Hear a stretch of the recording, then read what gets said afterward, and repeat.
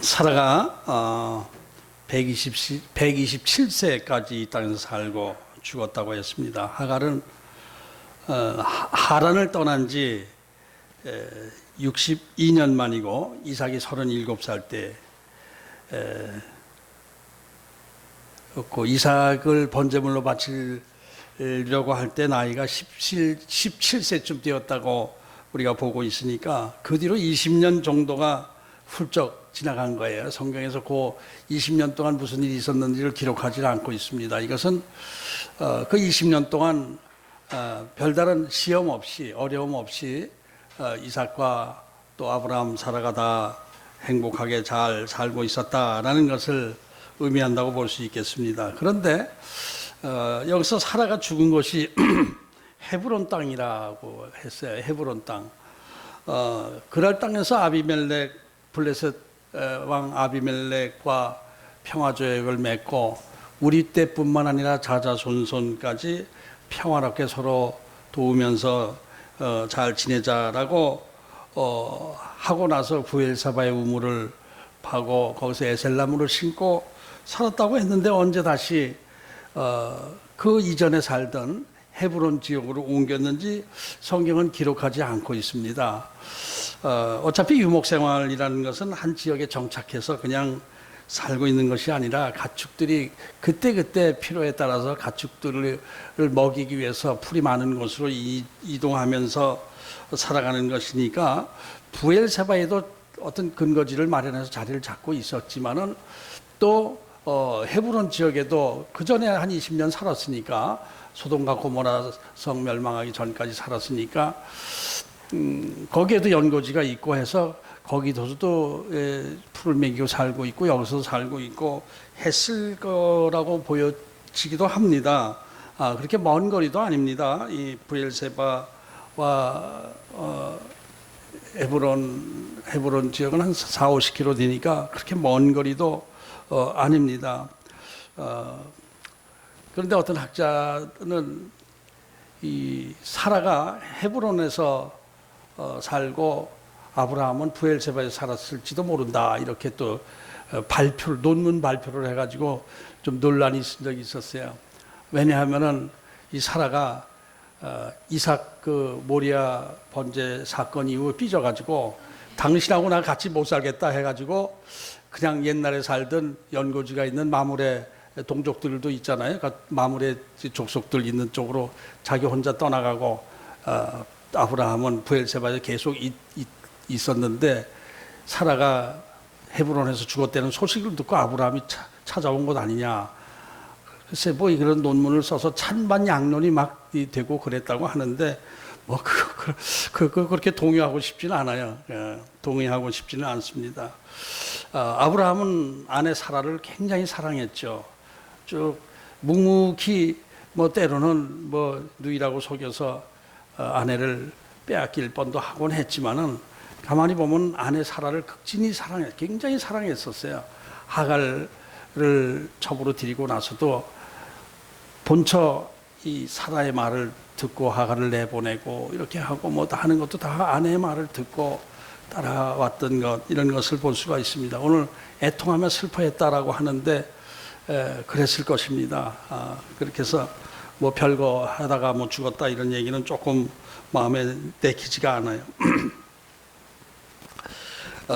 그런데 오늘 이제 본문을 보면은 6절을 보면은 이제 아브라함이 자기 아내를 매장할 그 터를 자기 소유로 하고 싶어서 그 당시 그 헤브론 지역의 땅 주인이었던 해족속들에게 부탁을 합니다. 그 막벨라 동굴을 나에게 좀 파십시오. 이렇게 얘기할 때에 그 해족속 대표 또 땅 주인 에브론이 내 주여 이렇게 말을 해요. 6절에 보면은 내 주여 들으소서 당신은 우리 가운데 있는 하나님이 세우신 지도자이시니 우리 묘실 중에서 좋은 것을 택하여 당신의 죽은 자를 장사하소서. 우리 중에서 자기 묘실에 당신이 죽은 자 장사함을 금할 자가 없을 것입니다. 하나님이 세우신 지도자라고 얘기를 해요. 아브라함에 대해서. 옛날 성경에는 하나님이 세우신 방백입니다. 이 지역의 방백입니다. 이렇게 얘기를 했거든요. 그러니까 아브라함의 위치가 어느 정도 짐작이 되죠. 그 지역의 방백이라고 그랬어요. 아비멜렉이 그랄 지역의 방백이거든요.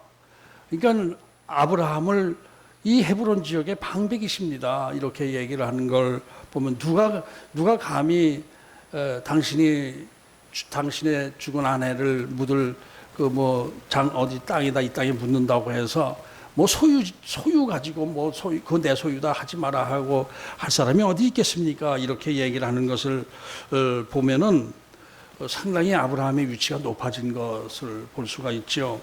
그러나 아브라함은 겸손하게 저는 이 지역에서 나그네일 뿐입니다. 어디까지나 나그네일 뿐입니다. 여기에 소유지를 가지고 제가 있는 것은 아닙니다라고 말을 했어요. 그러나 그 나그네일 뿐입니다라고 하는 것은 뭐 겸손의 이야기일 수도 있고, 유목민들은 어차피 이렇게 땅을 소유하는데 집착하지 않아요. 유목민들은 그냥 모든 땅이 다 자기 땅인 것처럼, 지금도 몽골 지역에 가면 다 그냥 네 땅 내 땅 따지지 않고 필요한 때 이렇게 가축들을 먹이고 하지 않습니까?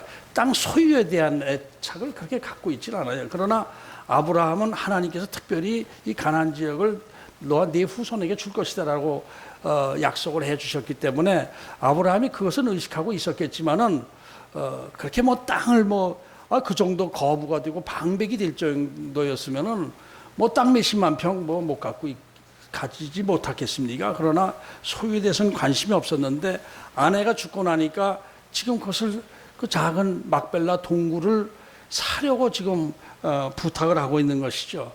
헤브론 성문 앞에서 얘기를 한다 하는 것은 그 많은 해족속들의 대표들을 불러놓고 말하자면 재판장, 법정에서 재판하는 거나 마찬가지에 공식적으로 부탁을 하는 거예요. 이런 것을 볼 수가 있습니다.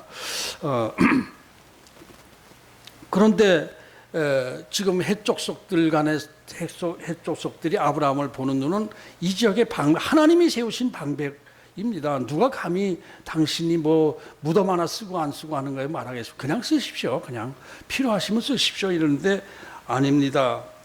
아닙니다. 제가 반드시 충분한 값을 쳐드릴 테니까 이것을 파십시오. 이렇게 이야기를 하고 있어요. 겸손하게 그 얘기를 하고 있어요.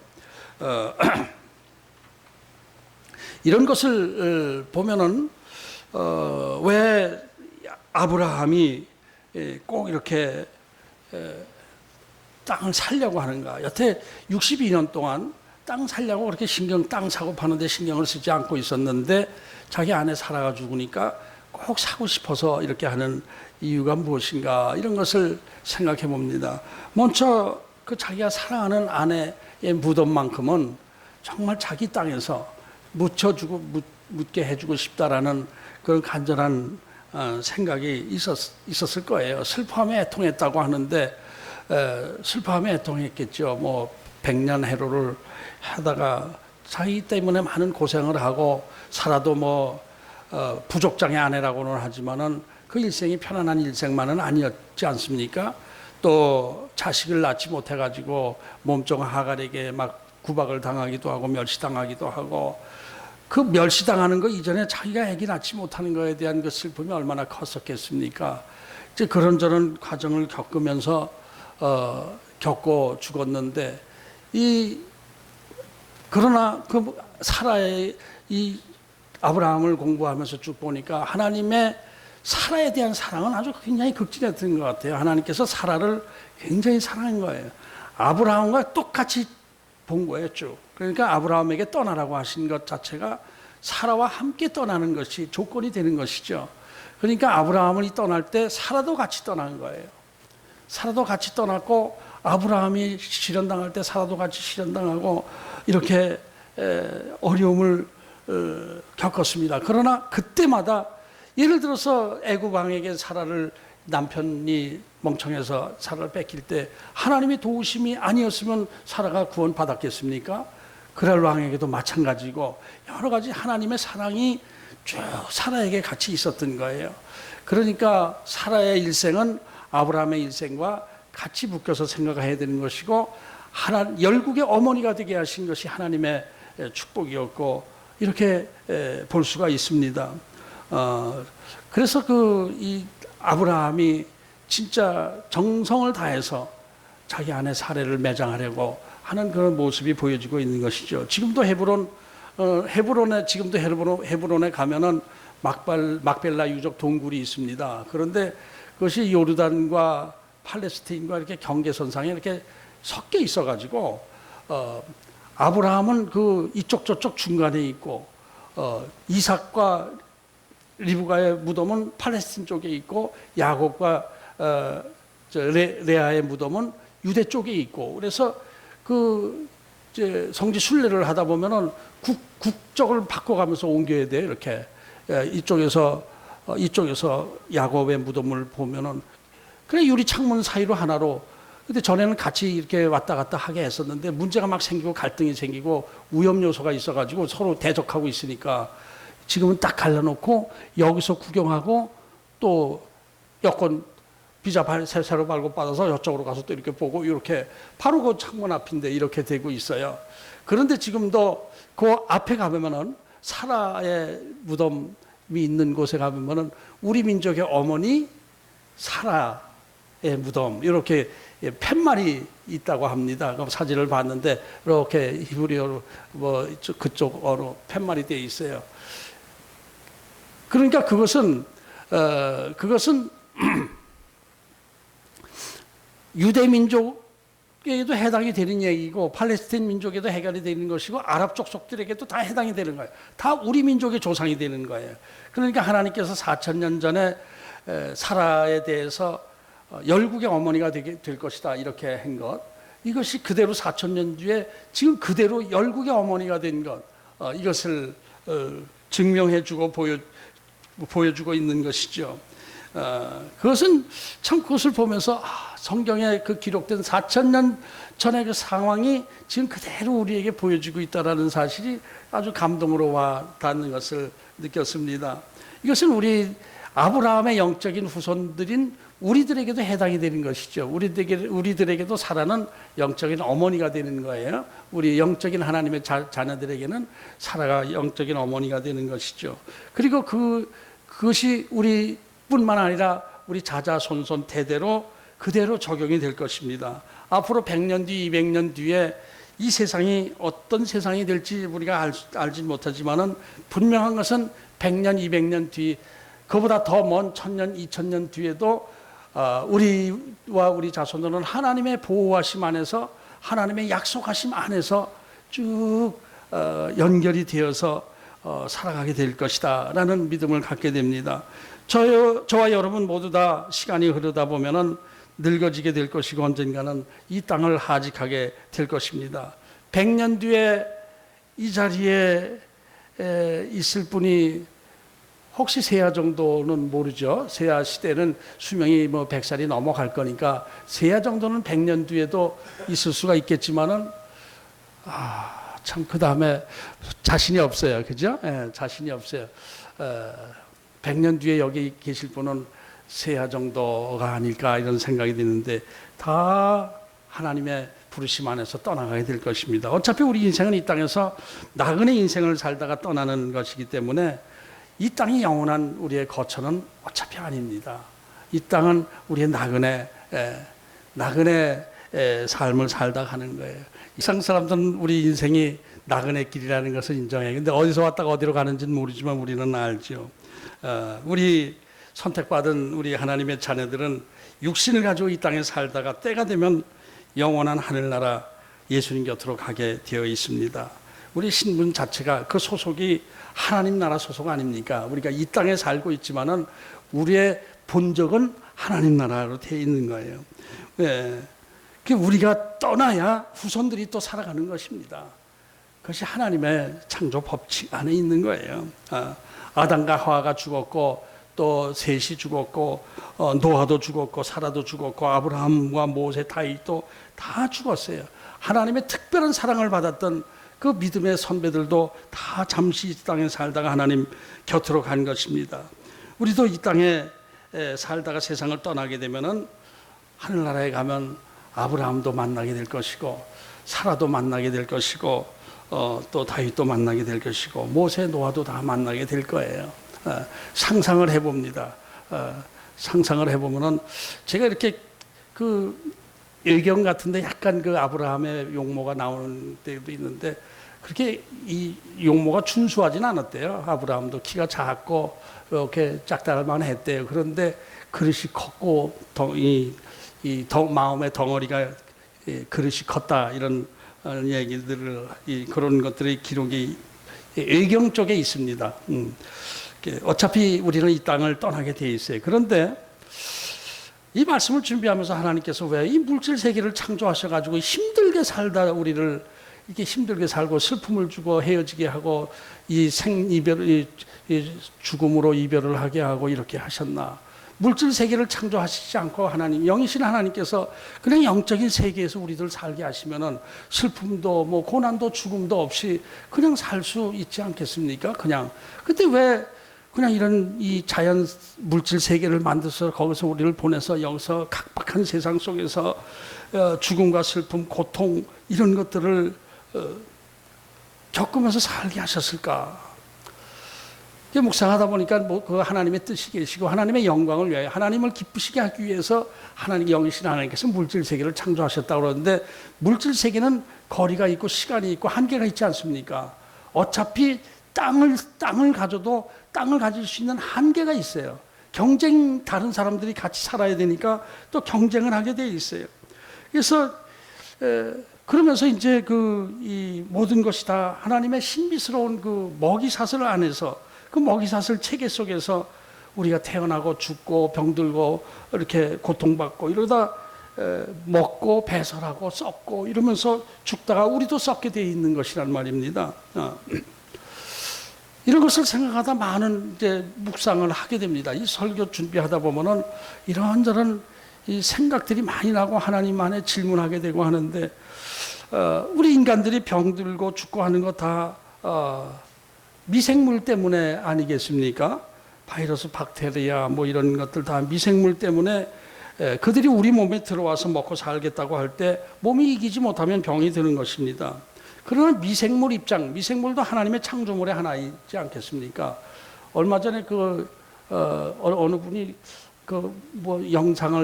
동영상을 하나 보내왔는데 참 신비스럽더라고요. 이렇게 한 여인이 이렇게 누워 있는데 이렇게 50cm 앞에서 이렇게 얼굴을 보여주고 눈을 보여줘요. 그러다 차츰 멀어져 이렇게 쫙 멀어져요. 이 여자가 갑자기 작아지면서 적어지고 하다 이 지구가 보여지고 지구가 조그매지고 더 멀어지고 하다 태양도 조그매지고 우주 전체로 가요. 백광년 저쪽으로 가가지고 그냥 우주 끝이 되고 그러다 다시 또 쭉 와요. 그래서 여자 앞으로 쭉 오더라고요. 그러니까 여자 앞에 눈 앞으로 오더니 눈 속으로 들어가는 게 이 뭐라고 그럴까 현미경이라고 그럴까 이 화면이 쭉 들어가. 눈이 이만큼 커지니 눈 속에 들어가고 세포가 보이고 그 다음에 이제 점점 더 원자가 보이고 또 중성자가 보이고 확 줄기세포가 보이고 쫙 해서 없어. 확 가서 미크론인가 뭘로 해가지고 작은 세계까지 들어가더라고요. 하나님의 창조 세계는 그렇게 작은 세계. 그러니까 중성자 입장에서 보면 우리 몸이 큰 우주나 마찬가지 아니겠습니까? 그렇게 해서 저 우주까지 창조하신 하나님. 그 하나님, 그 하나님의 그 신비스러운 섭리 속에서 우리가 살아가고 있는 거예요. 그러니까 미생물도 박테리아도 바이러스도 다 하나님의 창조물 하나인데 바이러스의 생활 터전은 어디겠습니까? 우리 몸입니다. 우리 몸이에요.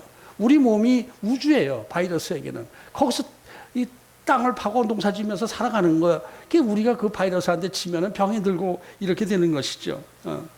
그러니까 아브라함이 헤브론에서 가축을 키우면서 풀을 먹이고 땅을 파고 집을 짓고 하는 것 다 어떤 면에서 보면은 지구가 생명체라고 본다면은 지구를 몸살나게 하는 거 아니겠습니까? 지금 이렇게 땅을 파서 빌딩을 짓고 그냥 폭발을 해서 바위를 깨트리고 하는 건 지구를 몸살나게 하는 거예요.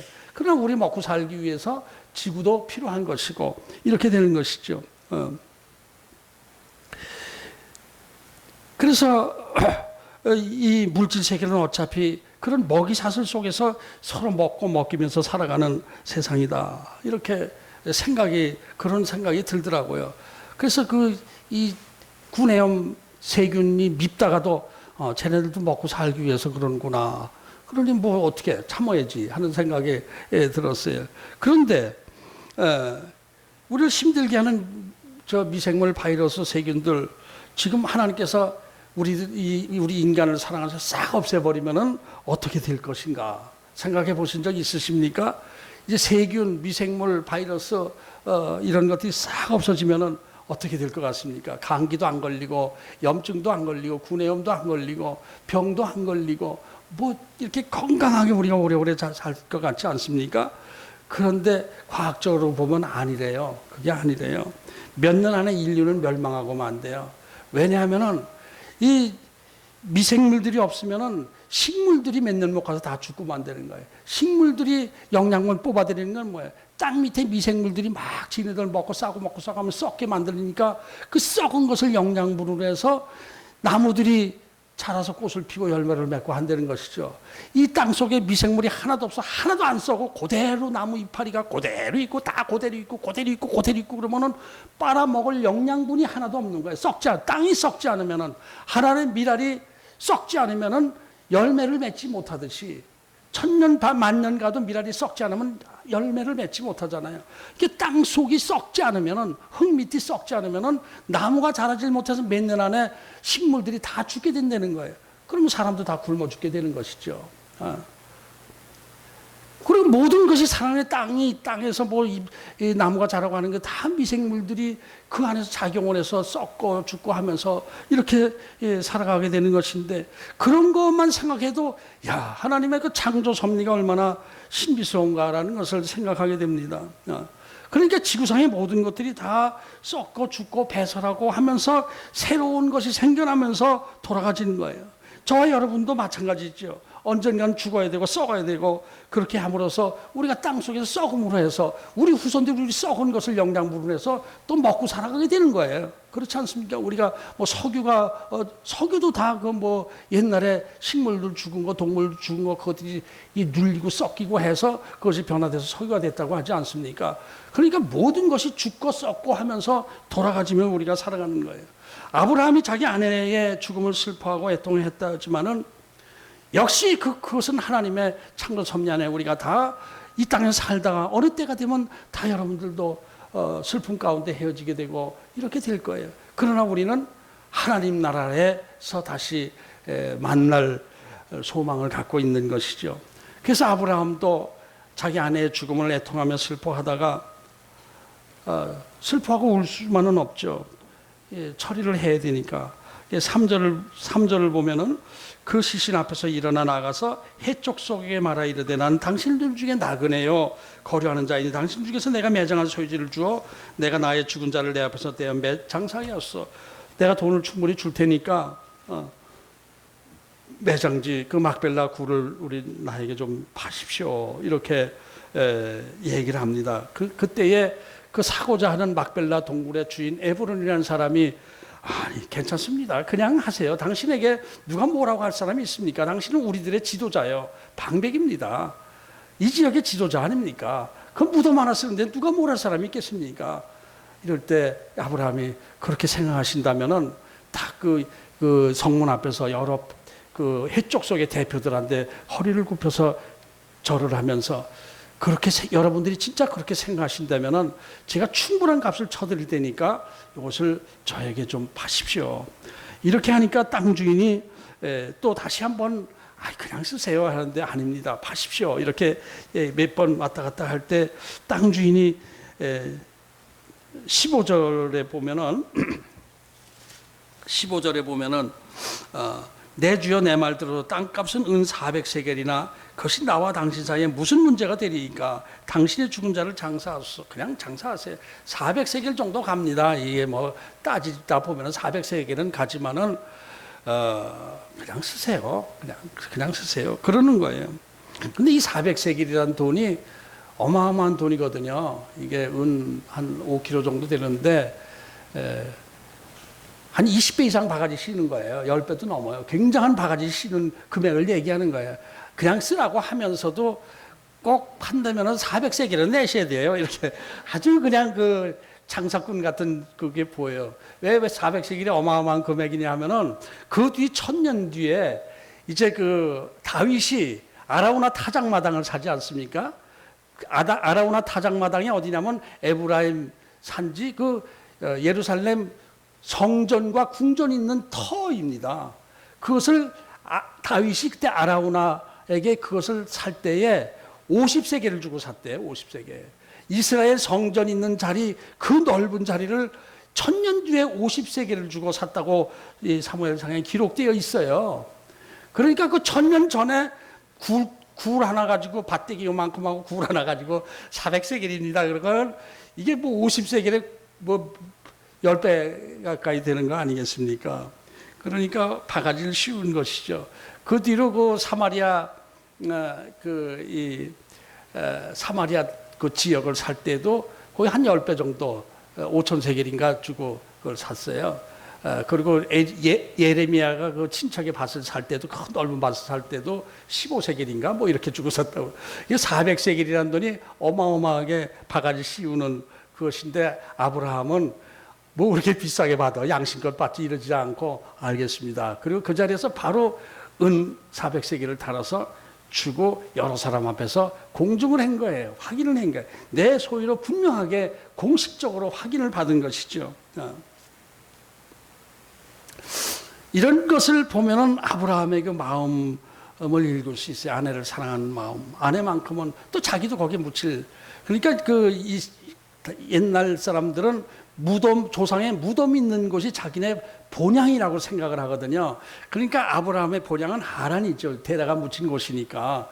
우르에서 뭐 이렇게 왔으니까 우르나 하란이 본향이라고 생각하지만은 하나님의 약속 안에서 가나안 땅으로 와서 거기서 그 무덤 자리를 산 것은 바가지 써가면서 산 것은 밭대기 얼마까지 했는데 그 얼마나 넓은지는 몰라도 그래서 사서 확실하게 자기 소유로 만든 것은 하나님의 약속을 자기가 시범적으로 조금 표본으로 이루어 나가는 것을 후손들이 알게 하기 위해서 자기가 묻히고 사라가 묻힌 것을 후손들은 본향으로 생각할 거 아닙니까? 하나님께서 언젠가는 이 가나안 땅을 내 후손들에게 줄 것이다 했으니까 이 후손들이 우리 조상 아브라함과 우리 조상의 아버지 아브라함과 조상의 어머니 사라가 묻힌 곳이니까 우리가 그쪽을 가서 자리를 잡고 살자 이렇게 생각하게 될 거 아니겠습니까? 실제로 그렇게 됐죠. 그 뒤로 요셉을 통해서 애굽으로 내려가고 애굽에서 또 많은 인구의 숫자가 늘어나고 했을 때 이 애굽에서 살 때 부르짖는 것이 뭐예요? 우리를 구원해서 가나안 땅으로 가게 해주십시오 이거거든요. 우리 조상 아브라함의 무덤이 있는 곳으로 가게 해주십시오. 이렇게 부르짖는 것을 하나님께서 들으시고 계획하셨지만은 들으시고 출애굽하게 하시고 가나안을 점령하게 하시고 가나안 땅을 차지하게 하셨어요. 그리고 가나안 땅을 차지할 때에 가장 핵심적인 장소가 헤브론이 된 거예요. 왜냐하면 조상의 무덤이 있는 곳이니까. 그때 그 갈렙 유다 지파의 대표 갈렙이 이 산지를 내게 주십시오. 이 산지는 험하고 안악 자손들 거인들이 사는 곳이지만은 제가 힘들지만은 제가 이곳을 차지하겠습니다. 저에게 맡겨주십시오. 그래서 갈렙이 그곳을 차지해서 유다 지파의 근거지가 되었습니다. 다윗이 이제 망명생활하다가 사울이 죽고 나서 유다 지파의 왕이 되었을 때 7년 동안 왕노릇한 곳이 헤브론입니다.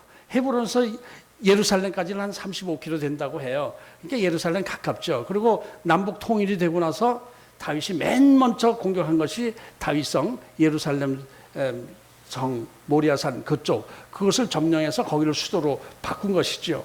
그러니까 헤브론이라는 것은 그 뒤로 계속해서 아주 중요한 도시, 유대 민족에게는 아주 중요한 도시가 되어 있고 지금도 그 유적들이 있고 지금도 굉장히 중요한 도시로 이제 유대인들은 생각하고 있는 것입니다. 이래서 아브라함이 정말 바가지 써가면서 산 것은 영원한 이스라엘 민족의 고향이 되게 하기 위해서 그렇게 한 것이다. 이런 것을 우리가 알 수 있습니다. 그러니까 아브라함이 그렇게 한 것은 하나님의 약속을 믿는 믿음 안에서 그렇게 한 것이다. 그것을 우리가 알게 됩니다. 아내의 사랑, 나 묻힐 것 뭐 이렇게 좋게 생각할 것이 아니라 하나님의 그 언약의 믿음을 가지고 약속의 믿음을 가지고 그것을 바가지 써가면서 결국은 내 땅이 될 것이니까 우리 인생 우리 인생은 어차피 이 땅에서 나그네 삶을 살다가 돌아가게 되어 있는 존재들이죠. 아브라함도 히브리서 11장 16절에 보면은 영원한 본향을 사모했다고 그랬죠. 힘들 때 하란으로 돌아갈 생각하지 않고 더 좋은 하나님 나라 영원한 본향을 생각해서 그곳에 땅을 사서 묻고 했지만은 아브라함의 그 영원한 본향은 하나님 나라다. 이런 것을 히브리서 11장 16절에 기록하고 있습니다. 우리도 이 땅에서 잠시 살다가 떠나지만은 영원한 본향은 이곳이 아니고 하나님 나라입니다. 그래서 이 땅에서 우리가 어떤 자세로 살아야 되나? 아브라함이 하나님께서 부르시기만 하면은 예, 제가 여기 있습니다. 말씀하십시오. 이렇게 하면서 하나님이 주신 사명 안에서 순종하고 충성 다하면서 오늘 기도하실 때도 하나님 앞에 충성하다가 돌아가게 해주십시오. 이렇게 기도하셨는데 그래서 이 사명 안에서 우리가 순종하다 하나님 부르실 때에 하나님 앞에 가는 것이 우리의 육신적인 삶이다라는 것입니다. 이번에 수련회 다녀오고 하면서 그 전에도 이제 조금 나이를 먹다 보니까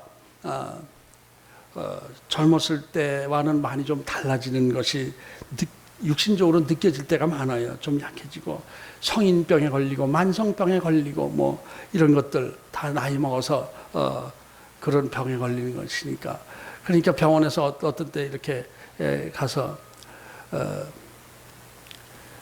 제가 이게 귀가 정상적으로 다 잘 들리는데 테레비를 키다 보면은 제가 이게 편안하게 들으려고 켜놓으면 우리 젊은 분들은 시끄럽게 조금 줄이면 안 돼요. 시끄러워요. 그래. 조금 줄이면 난 답답해.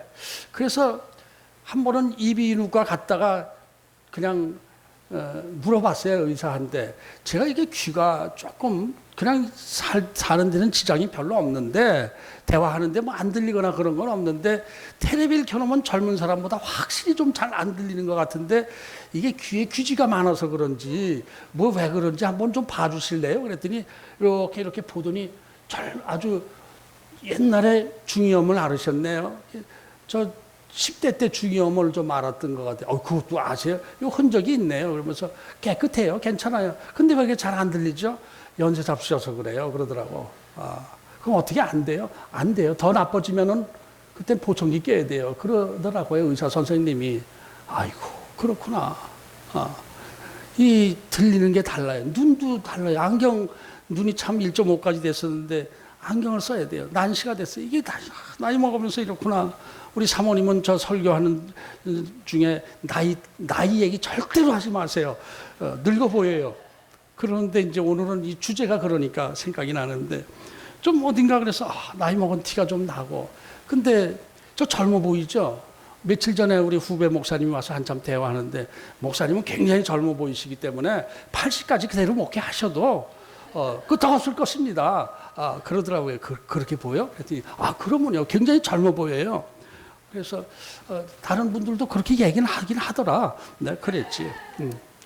그랬는데 그래도 뭔가 이렇게 젊었을 때하고는 달라요. 달라요. 뭔가 달라요. 그래서 어떤 때 좀 허전하고 슬픈 마음이 들기도 하지만은 가만히 생각하면은 그것이 하나님이 나를 이끌어 가시고 쓰시는 과정이고 언젠가는 은퇴해야 되고 언젠가는 이제 조용히 살고 어떤 때 언젠가는 하나님 앞에 가야 되는 것이다. 믿음의 조상 열국의 어머니도 살아도 그렇게 하나님의 사랑을 받았지만은 하나님이 부르셔서 갔어요. 제가 생각하는데 가장 적당한 때에 사라를 부르신 것 같아요.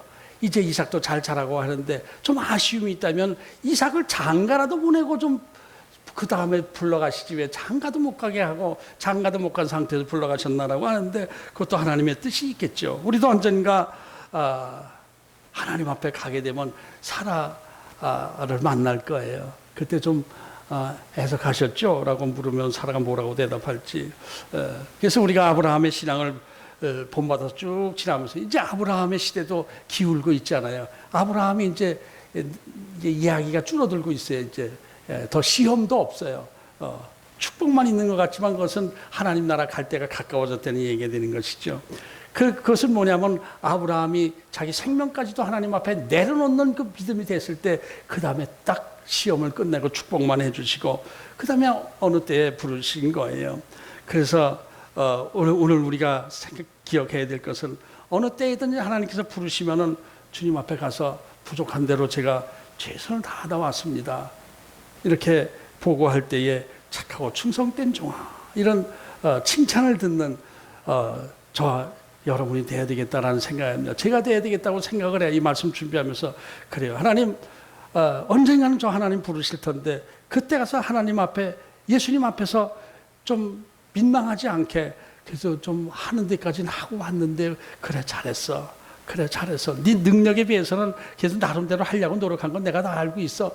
이렇게라도 예수님으로부터 말씀을 들어야 되지 않겠는가 이런 생각을 하면서 설교 준비를 마쳤습니다. 저와 여러분 모두가 다 어차피 이 땅은 나그네 인생길인데 이 땅에서 영원히 살 것처럼 생각하는 것이 아니라 하나님 앞에 순종하고 충성하다가 주님 부르셨을 때 주님 앞에 가는 저와 여러분 되기를 주의 이름으로 축복합니다.